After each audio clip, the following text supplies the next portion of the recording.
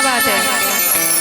क्योंकि आज अनंत भगवान को इस दरबार में बुलाना है, बिल्कुल भी कंजूसी नहीं कीजिएगा ताली बजाने में, मीठी मीठी तालियों के साथ बजाइएगा ना। एक बार उठाइए पूरे पूरे हाथों को, दोनों हाथों को ऊपर करके और मीठी मीठी तालियों के साथ।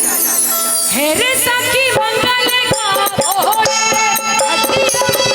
सजाओ रे, हे रे सखी मंगल गाओ रे, धरती अंबर सजाओ रे, उतरेगी आज मेरे कृष्ण की सवारी, उतरेगी आज मेरे पीर की सवारी।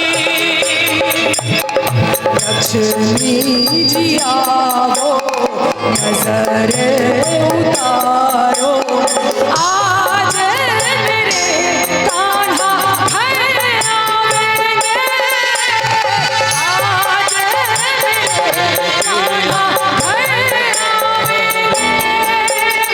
हेरी सखीरी मंगल गाओ, हेरी सखीरी मंगल गाओ।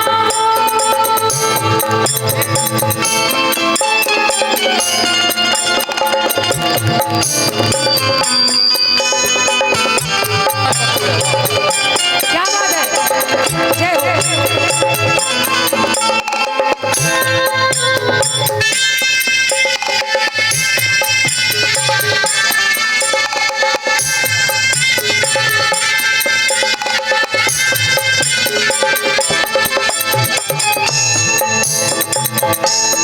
रंगों से रंगे मिले, नए नए ढंगे खिले, रंगों से रंगे मिले, नए नए ढंगे खिले, खुशियाँ जगोरे बार है तेरा, बिहू बिहू पपीहा रटे, कुहू कुहू कोयल जपे, आंगन आंगन है परियों ने घेरा,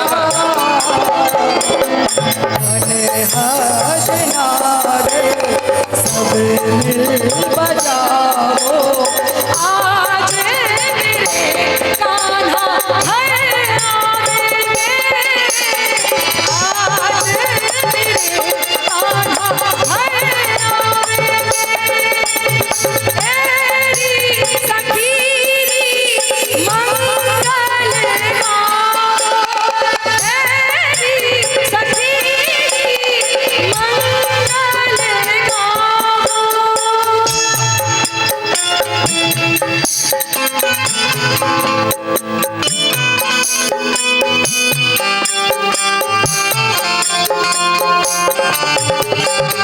क्या बात है, जय हो।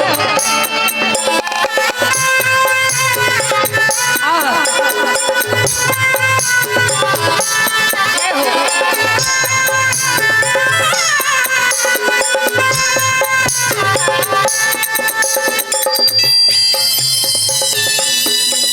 क्या बात है।